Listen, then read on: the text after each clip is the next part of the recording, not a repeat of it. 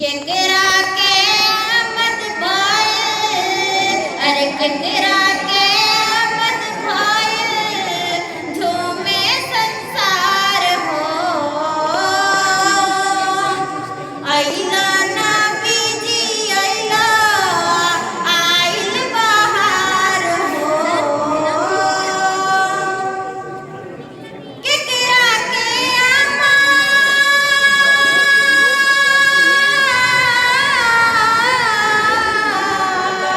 केकरा के आमद भाई, झूमे संसार हो।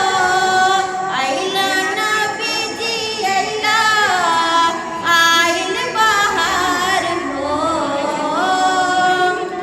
देहला दुआ तबू, दहके पीतमवा। देहला दुआ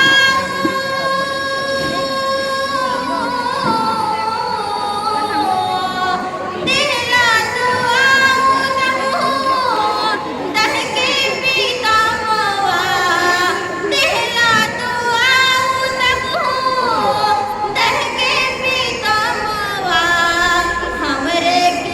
हमरे नाबी के जैसन, हमरे नाबी के जैसन के कर किरदार हो। हमरे नाबी के जैसन के कर किरदार हो। केकरा के खूबसूरत सनात ये पेश करें, जरूर हौसला अफजाई होनी चाहिए। कम से कम सुभान अल्लाह तो आप लोग बोल ही सकते हैं। केकरा के आमद भाई, झूमे संसार हो। केकरा के आमद भाई, झूमे संसार हो। अइला ना बीजी अइला, आइल बहार हो। कितना एहसान बाटे पापी जहान पर। कितना एहसान बाटे, कितना एहसान बाटे पापी जहान पर। कितना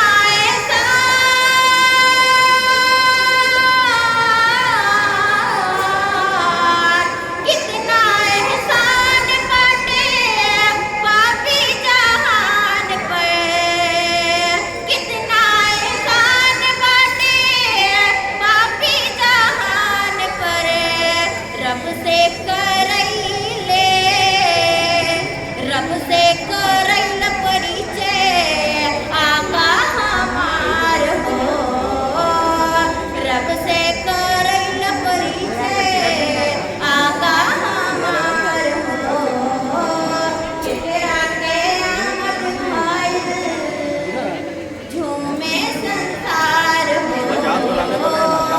अइला ना बीजी अइला, आइल बहार हो। केकरा के आमद भाई, झूमे संसार